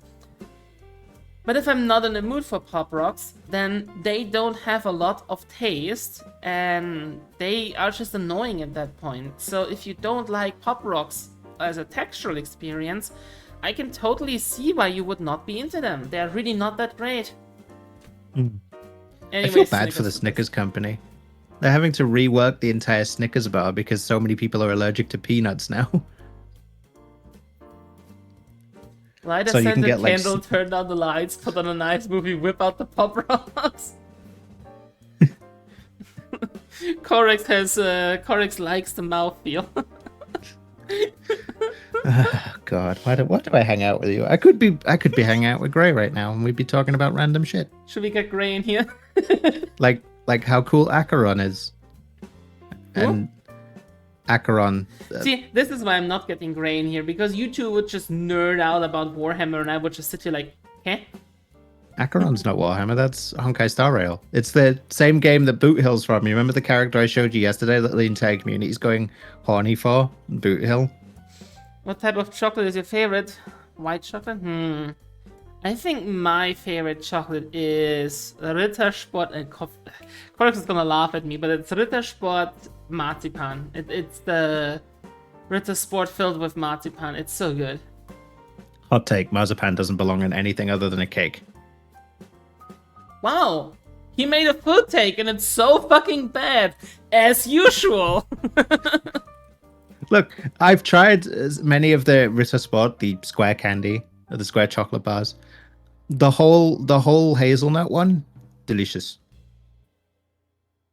Can I just The one over? with marzipan in it, terrible. God, of course it doesn't work. Would have been nice if it worked, huh? What? It's trying to load something. Save image. Put it on the desktop and then pull it from the desktop. So I have two chocolates you can bribe me with very easily. One is a Swedish chocolate that I recently learned is Swedish from Krakow called Dime, and the other one is Lint. This is my favorite. Rittersport Marzipan. Look, no, bad, terrible, it's gross. So good. I also like Rittersport with yogurt in there a lot. Like they have this pure yogurt, and then they have the one with yogurt and strawberry cream. Those two are also really fucking good. I'm also a big fan of salted caramel. Oh, salted caramel is fine, but I think it's overhyped. Oh dear, we're getting raided by a Dre.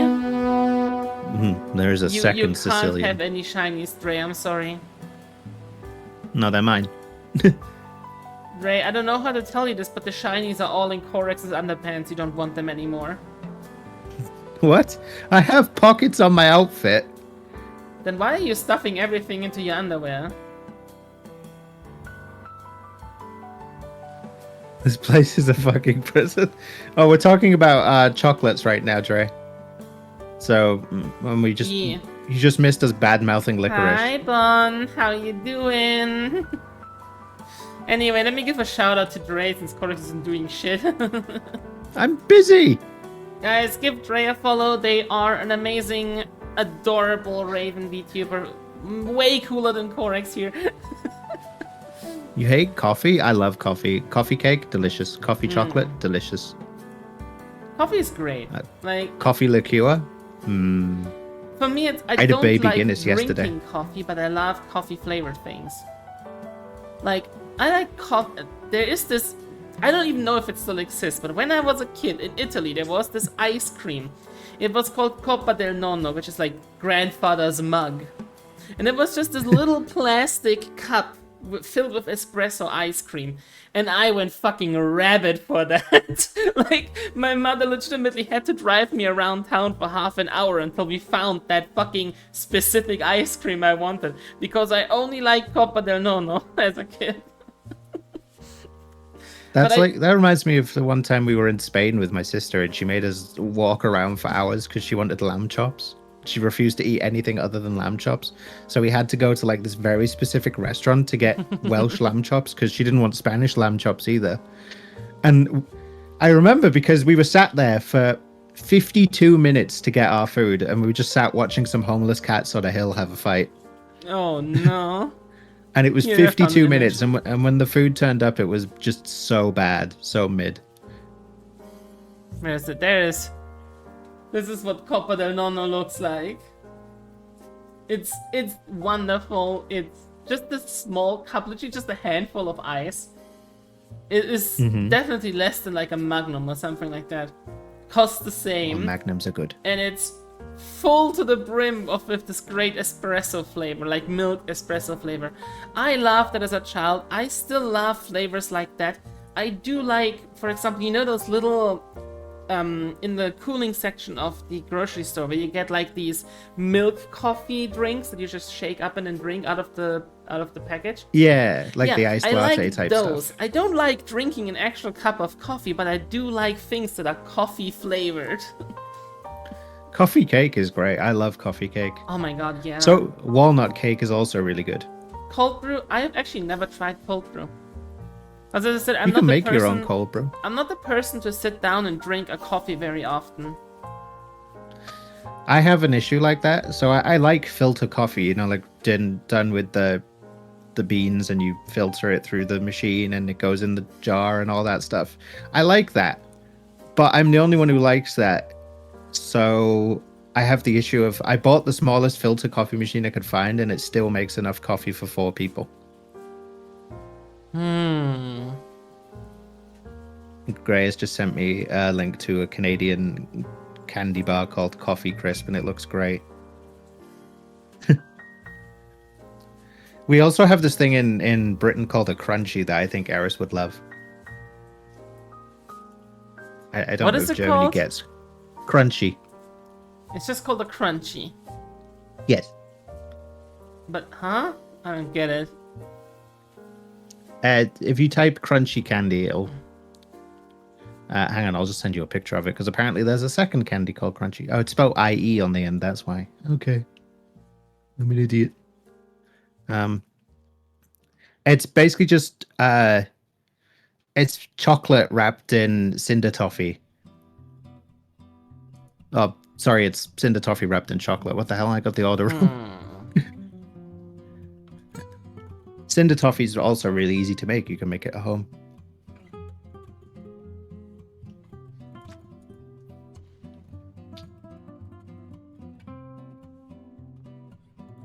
Do you have a link for that? Oh, you sent it to me already? Yeah. I need to check this. I didn't. Oh, those remind me of like... What are they filled with? This is like supposed to be crunchy and stuff? It's like a honeycomb type thing. We call it Cinder Toffee, but apparently it's called honeycomb toffee. I think I would actually be really into that. I'm not gonna lie, I think I would really like that.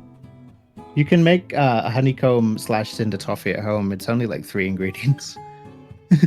Yeah, I'll send you the Wikipedia page. It's literally brown sugar, a bit of corn syrup, and some baking soda. Correct. I need you to send me one of those. Let me see if I can get it on Amazon. What are they called? Cadbury Crunchy. Why is it called toffee? I don't know. It's one of those British things. I can get it, but I can only get like the 4-pack, and it costs $6 fucking for a 4-pack. Are you stupid? You can make the stuff at home though. Like I said, it's basically just baking soda, brown sugar. Yeah, but if I buy a pack of brown sugar and I buy a pack of baking soda, that's like instantly 6 euros again. So I can easily just. Yeah, but brown sugar has a lot of uses, and so does baking soda. Look, I bought a box of white sugar 4 years ago, and I'm still working on getting through it. Wait, do you not put sugar in your coffee? As I said, I don't drink coffee. Do you not put like sugar on your cereal sometimes? I don't eat cereal. Oh god, you're so Italian. I prefer, actually I'm so German in this case, because I prefer a German breakfast of a bread roll with some spread and lunch meat or cheese. She drinks a lot of herbal teas. So you don't put sugar in herbal tea. I'm disgusting because I put artificial sweetener tabs in my tea, because that's what my mother does, and I grew up with that. It's not Splendor, is it? It's not Splendor. It's just the typical German sweetener tablets. I think Splendor. They are tasteless. They are literally tasteless. Just sweetness. Schinken, Semmel zum Frühstück. There we go. Ray understands me. Es ist kein Frühstück ohne Brot. So the sweetener that comes in a pink packet, I think that's Splendor in the USA. Someone will have to verify for me. Let me see. That one's decent. The rest of them, terrible. Let me see. Süßstofftabletten. We could do a bread taste test if and when I visit Eris, but she'll get mad because I'll just sit there and go, yeah, tastes like bread. Or do even worse, this would make good toast. Saccharin? Is that what it's called in English? Saccharin? Saccharin, yeah. Yeah, those are the ones I use. Oh, those are so bad. They taste like nothing. They're just sweet. Just use brown sugar. See, here's the thing. I have big cups, and if I use one big cup of tea and 1 sweetener tablet, it works out to the perfect sweetness level for me. And then there's teas I drink without sweetener because they are naturally sweet. Like I have this mango lemon white tea that I have. That one is already naturally sweet. I don't sweeten that one. Like, I know some people don't like putting the white sugar in their tea because it's processed and blah blah blah. But use brown sugar. For me, it's just I just do not like the flavor of sugar. Sugar has its own special flavor, and I don't like it. So when I'm in the house, I use white sugar because it's what we have. But if I go to like Starbucks, I use brown sugar. That's assuming I don't get a syrup or anything, because Starbucks syrups are 1000% sugar. I don't know if brown sugar is more healthy, but I know it's supposed to be better for you, ? Because it's one of those things that I learned many years ago was better for you and might not actually be better for you. The difference between white sugar and brown sugar to your body is absolutely none. At the end of the day, the big difference is that brown sugar has a more caramelly taste. That's it. Yeah. For me, it's quite easy. I simply don't like the taste of pure sugar. Which means I don't put sugar on anything I eat. I don't put sugar in my yogurt. I don't put sugar in my tea because I do not like the flavor. Period. You put sugar in yogurt. So I use sugar. My mother does. My mother buys natural yogurt without any sweeteners and then cuts fruits into it and then just puts a spoonful of sugar. Like in. I put honey in the like Norwegian yogurt honestly, I buy. Like the. Honestly, I would rather have my mom buy natural yogurt without any sweeteners and then put a spoonful of sugar in herself so she control the amount of sugar. Because if you go to a store and you buy a fruit yogurt, like a third of that cup is sugar. So yeah, so I sometimes buy skyr yogurt, which is Norwegian, I think. SKYR. Yeah, it has a higher protein level because they're like, I think they hang it so it rips out a bit of the liquid and becomes more. Was it that one? No, that was Greek yogurt. Which one is what is skyr again? It's high protein. Yeah, I think Norwegian, it has yogurt? some special. Oh, Icelandic. Sorry. I think it has some special cultures in it. Skyr is 0% fat. But it's recommended when you buy it because you get it. When you get it, it's just yogurt flavor. It's very little flavor, so it actually says on the packet we recommend you put some honey and maybe some fruit. I did try xylitol once, and it's not tasty. It's a bit like stevia for me. I don't like either of those. They are very, very sweet with weird aftertastes, in my opinion. Do you want to know what my favorite yogurt is, Eris? And it's going to upset you. Hit me. Muller rice. Well, that's not yogurt. That's milk rice. That's it's yogurt. It's in the yogurt section. It's with the yogurt, but it's not so it's yogurt. It's literally just milk. It's just milk rice. It's just premium milk rice, and I like those too. I like Muller those too. They're just great. Great. Not yogurt. I love rice pudding though. Again, rice pudding is one of those things I eat and it takes me back to childhood. Oh yeah. So it's like For me, milk rice or milk rice was never something I enjoyed a lot, but I do like those little cups. I hate it as a dish though. Like in the UK in primary school. I need you to understand this, Corax. There is people in Germany that think eating sweet foods for lunch is perfectly fine. And they will make stuff like pancakes or milk rice, or they make fucking Kaiserschmarrn, which is basically scrambled pancakes, and they will eat that as a lunch and be happy with it. And I'm just sitting there like, yeah, that was a nice dessert, but where the fuck is my lunch? So the thing with rice pudding in the UK is they give it to children in primary school, and I can tell you this because I remember it just vividly as a child. So you'd get your tray, they'd put you like a spoonful of Muller rice in the dessert section, and then they'd give you a digestive biscuit. So what you would do is you would crunch up the digestive biscuit. They would give you a digestive biscuit, and you crunch up the digestive biscuit into the Muller rice. Mm-hmm. And just on top. Yeah, and I do that still as an adult. That's not a dumb idea, because let's be real here. You just basically finagled a deconstructed rice cake. Yeah. Yeah, I think that's a good idea. And Ray's been in Britain long enough now. I should ask her if she's a digestive or a rich tea person. Ray can back me on this, I think, but Mehlspeisen, so flour dishes, which is everything from like pancakes or Apfelstrudel or any sort of sweet, floury dish in Germany can be eaten as a standalone meal, and I fucking hate it. I do like them as a dessert, right? But when I was in school, I went to a all-day school where I stayed until evening.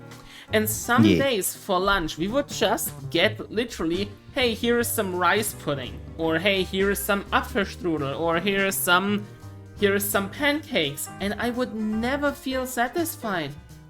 Because I hate it. I need something savory for lunch. I just do not understand how people in Germany can really just sit down and eat something sweet as a full dish. It's like, why? Speaking of weird things you used to eat as a child, did I ever tell you about the fish and chips they used to serve in the high school? Sorry, I didn't hear you. I had to cough. So in my high school, they used to give us fish and chips on a Friday, right? So battered fish, chips. Yeah. But the batter was so sharp and so hard, people used to put gravy on their fish and chips just to soften the batter. And sometimes I still do that as an adult now. It's just one of those things where it's like my brain is like, oh, yes, we should put gravy on that. Okay, I have something similar. I told you before how in the same school they sometimes literally gave us for lunch, by the way. They just gave us scrambled eggs for lunch. Just scrambled eggs. And to make them palatable, we would drown them in ketchup. Sometimes I find myself making scrambled eggs for breakfast. And then looking and then putting some ketchup on top. It's not my proudest moment when it happens, but sometimes it hits the spot. No, because it looks like brains if I add ketchup to scrambled eggs. So did I tell you that I got fucking banned from the cafeteria for like a month? So why? Chat, here's the best fucking story you will hear all day. So me and my best friend sitting at lunch. And we had this 5th grader who was following us along. He was like our +1 that would never leave us alone. We never invited him, but he was just there. And I looked at my plate of scrambled eggs and ketchup. And I didn't feel like eating it, and I was just so done with it. And I was like, man, this looks like chopped up embryos. And little boy, 5th grade, we were like 5 years older than him. He looks at his plate and just throws up all over the table. Oh my god. Kid behind me sees that, throws up as well. A minute later, 4 kids are barfing. The teacher came over and asked what the fuck's going on. And little dumbass, of course, immediately went, Eris said it looks like fucking chopped embryo. And she looked at me at my plate and then kicked me out of the cafeteria and banned me for a month. And I still got my food, but I had to eat it alone in the stairwell. Another fun anecdote. In German, chopped embryo was gehackte Embryo. I named myself Chopped Embryo on a famous German chat website, which was the Antenne Bayern chat. I got instantly banned. Like, I could make it my name. I didn't get... It didn't get blocked, but then once a moderator saw it, I got instantly blocked. It took them 5 hours. Were you around the internet when stuff like IMVU and everything was popular?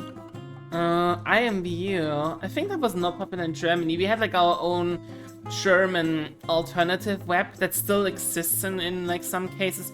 Germans really don't like using English websites. So they have their own parallel internet basically. We had Knuddels and Antenne Bayern chat and StudiVZ. My Gaia Online username was the most cringe thing ever. It took me 6 years after they banned me on Gaia to get them to delete my account. Because Gaia Online just bans you and makes it so you can't log in. They don't actually delete your account. Which is fun because people can still see your account, you can just not log in. Yeah, so I got banned from Gaia Online because I was using the auction house as basically a stock exchange. So basically, if you meant to put an item up on Gaia Online for 9 million and you forgot a 0, I was that guy who would snipe it and go, well, that's mine now. You horrible, horrible person. And then I would put it up for the correct price. And I did this a lot and made a lot of money and then got banned because I had a bot in my comment section on my Gaia Online profile page that was like, hey, can we buy some of your gold to sell to real people for real money? And I was like, And then I didn't even get to respond to said bot because they just banned me. And then I got into a 5-year fight with Gaia of like, hey, you've banned me. I can't use this account, but I can still see my profile page. Can you delete it? It's cringe. Because my Gaia Online profile page was just full of like, anime AMVs and stuff. Aww, look at you growing up and being a normal child. Cringe. And then I played stuff like Coke Music and Habbo Hotel. But I left Habbo Hotel before it became really weird. I got in so much trouble because of Habbo Hotel once. Because I was a very, very dumb kid and I took my dad's credit card and bought 100 euros worth of Habbo Hotel points. Yeah, we've all done that though. Yeah, but I was like, I was like 11 and I finagled out how a credit card works. I didn't think as far as to think, hey, money has actual value. I did that with RuneScape Premium back in the day. Because the only way you could get like a glaive back in the day on RuneScape was to have RuneScape Premium, and I was like, no, I want a glaive, so I'm gonna borrow my dad's credit card and buy myself some RuneScape Premium so I can get a glaive. I also did the whole cringy buying Goth GF for 100 GP thing. Yeah, I think he means the membership. I don't know, it was called RuneScape Premium, I think. Anyway, I haven't played RuneScape in forever. Bon is adorable. Yes. Bon is currently detoxing from Miko overdose. Here, everybody go and give Bon a follow. They are just the most adorable little squid person. And if you ask yourself, are you a kid, are you a squid? Yes, you should follow Bon. Also, they make amazing art and were official artists of Miko Expo. Which, like... They made my new Fugi. Yeah. Bon is just all around amazing. Give Bon a follow, y'all. Both Bon and Ray have now experienced me waking up at 3 a.m. with art ideas and just going into their DMs and going, hey, want to make money? I wish I had money to waste like that.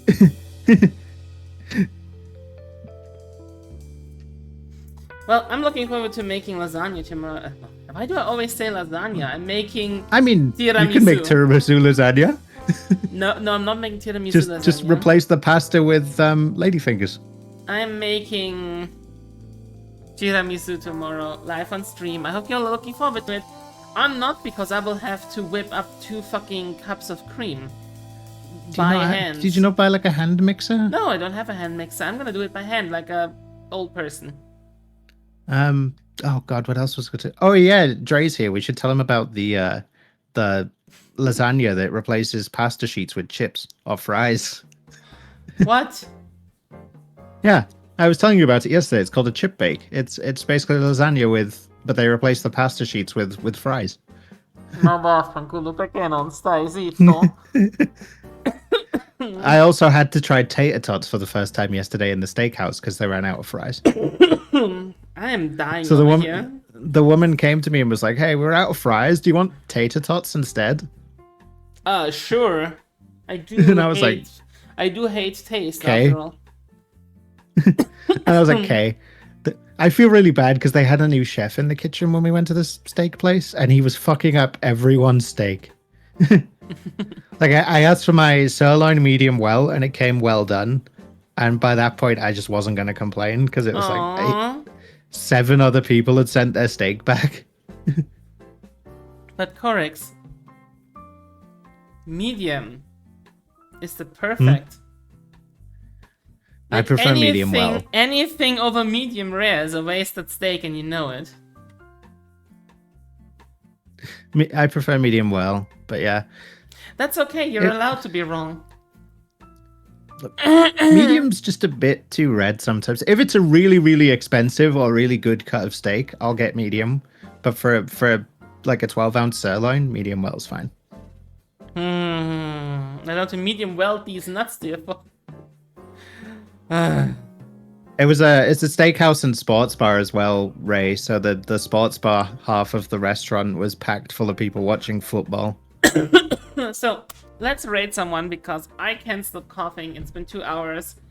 I want to lean back and relax, and we can hang out in voice chat. If anybody wants to join us in said voice chat, you can join our Discord community. We're a community of 6 streamers. We're called the Patisserie Primrose. All pings are opt-in, so you will not get ping spammed. Corax is there. I am there. My tits are there. Follow for more infos. Aside from that, if you enjoyed today's content, outro. Bye!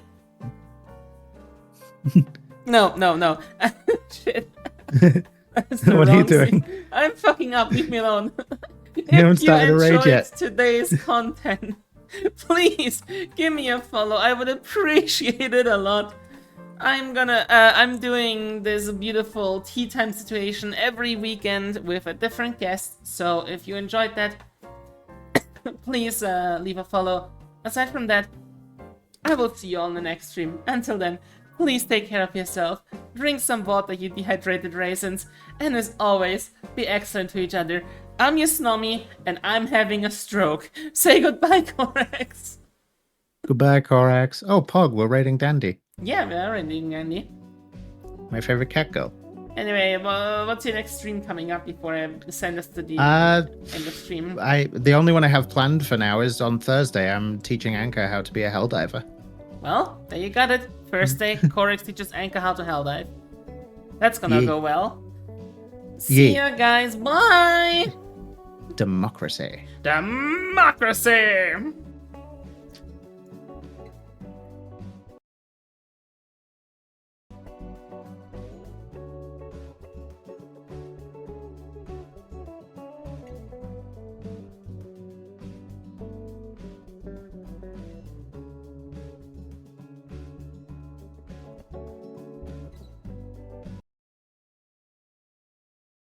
Okay, who we got? Is it Claire again?